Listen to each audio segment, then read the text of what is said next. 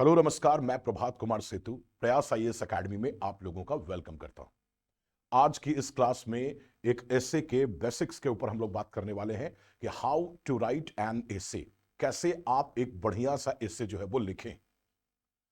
देखिए, बहुत सारे ऐसे स्टूडेंट्स हैं, बहुत सारे ऐसे बच्चे हैं जिनके सामने बहुत छोटी छोटी समस्याएं आती है, जबकि तमाम इंस्टीट्यूशन, टीचर्स, फैकल्टीज के द्वारा बड़े बड़े प्रॉब्लम्स के सॉल्यूशन दिए जाते हैं, जबकि समस्या तो जड़ में छुपी होती है। जैसे मैं एक बात कहूं, कई सारे लोग इससे राइटिंग में बात करते नजर आते हैं कि थीम कैसे डिसाइड करें, लेकिन बच्चे की समस्या क्या है कि उसे सेंटेंस ही बनाना नहीं आता है, सेंटेंस ही लिखना नहीं आता है। मन में विचार आते हैं, लेकिन विचारों को वो सेंटेंस का फॉर्म नहीं दे पाता है। तो ये छोटी छोटी समस्याएं आती हैं, और जो इसके हल आते हैं, जो सॉल्यूशन आते हैं, वो बड़ी बड़ी प्रॉब्लम्स के आते हैं। थीम कैसे करोगे, जजमेंट कैसे करना है, कंक्लूजन में किस तरह के फैक्ट्स और आर्गुमेंट्स आपको दिए जाने चाहिए, किस तरह का ये एसे है, आर्ग्यूमेंटेटिव है या एक्सपोजिटरी है। इतनी थ्योरेटिकल बातें की जाती हैं कि एक बच्चा जो आज एसे राइटिंग की शुरुआत कर रहा है, वो समझ लो थथम जाता है, बेचारा थक जाता है। उसकी अलग तरह की ब्रेन वॉशिंग हो जाती है। वो कभी अपने रूट प्रॉब्लम्स के ऊपर सोच ही नहीं पाता, या तो अगर वो सोचता है तो डीमोरलाइज हो जाता है। और इसका सबसे बड़ा कारण यह है कि उस बच्चे को समझने वाला कोई नहीं है, आपको समझने वाला कोई नहीं है कि आपकी असली प्रॉब्लम है कहां। मैं बताता हूं असली प्रॉब्लम कहां होती है। असली प्रॉब्लम, जब भी आप एक लिखते हैं, तो सबसे बड़ी प्रॉब्लम जो आपको नजर आती है, वो नजर आती है एक सेंटेंस बनाने में। आपको यह लगता है कि आप जानते तो इसमें बहुत कुछ है, बहुत सारे विचार भी आपके मन में आ रहे हैं, पर आप इसके ऊपर जो है वो सेंटेंस ही बिल्ड नहीं कर पा रहे। यह सबसे बड़ी प्रॉब्लम आपको नजर आती है। लेकिन इस प्रॉब्लम के सॉल्यूशन से किसी को कोई मतलब नहीं है। उन्हें लगता है कि यार, अब तुमको सेंटेंस ही लिखना नहीं आता है तो तुम इससे कैसे लिखोगे, प्रैक्टिस करो, इतना बोल के निकल दिया जाता है।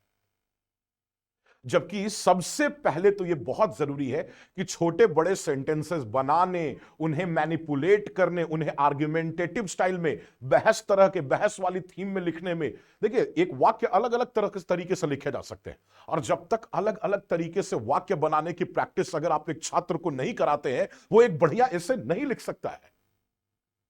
और इसके ऊपर काम करना बहुत जरूरी है।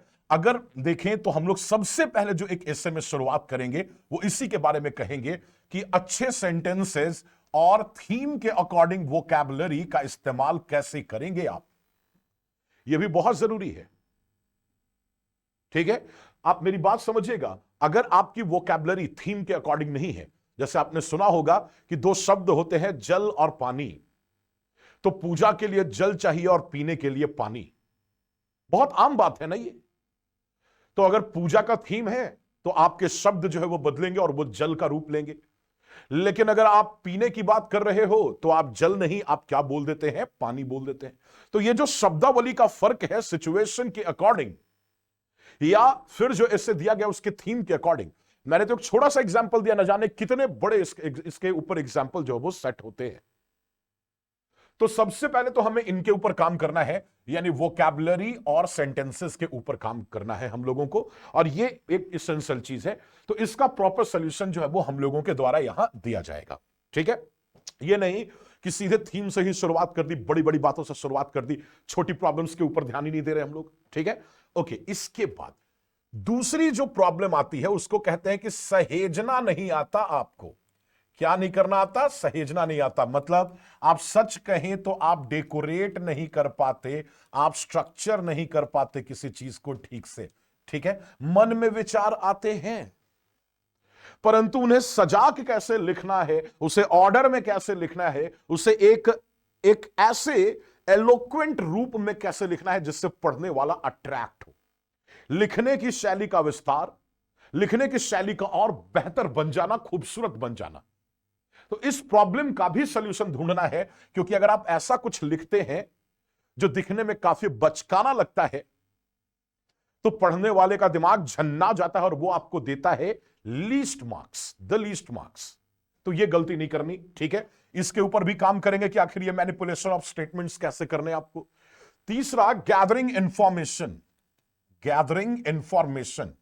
सुनिए मेरी बात, बहुत सारे लोग इससे पढ़ते हैं, ऐसे के टॉपिक्स को जो है वो देखते हैं, ठीक है। जैसे कि मैंने कहा कि youth, participation of youth in the building of a nation और द डेवलपमेंट ऑफ नेशन, इसके बारे में एक टॉपिक आया। लोग क्या करते हैं, ट्रेडिशनल इससे लिख देते हैं, जबकि आपको बहुत सारी चीजें देखनी होंगी। आपको यह देखना होगा कि सरकार की तरफ से ऐसी कौन सी योजनाएं हैं जो युवाओं के स्किलिंग के लिए है, जिससे युवा ज्यादा से ज्यादा स्किल्ड होके नेशन के डेवलपमेंट में अपना कंट्रीब्यूशन जो है वो कर सके। तो ऐसे न जाने कितने सारे पॉलिसीज हैं, प्रोग्राम्स हैं, जिनके ऊपर अगर आपसे बात की जाए, अगर आपके फैकल्टी आपको ब्रीफिंग देते हैं, इसकी नॉलेज देते हैं, इसके बारे में विस्तार से बताते हैं, और इन सब का इस्तेमाल आपको एक ऐसे हिस्से में करना है, यह भी बताते हैं, तो समझ लो कि 4 चांद लगेगा आपके हिस्से में। ज्ञान है, अगर नॉलेज है तो कॉन्फिडेंस है, सीधी बात है। और अगर कॉन्फिडेंस आ गया तो समझ लो कि आधे से ज्यादा काम आपका आसान हो गया। दुनिया में शायद ज्यादातर जीत जो है वो आत्मविश्वास से ही पैदा होती है और जीती जाती है।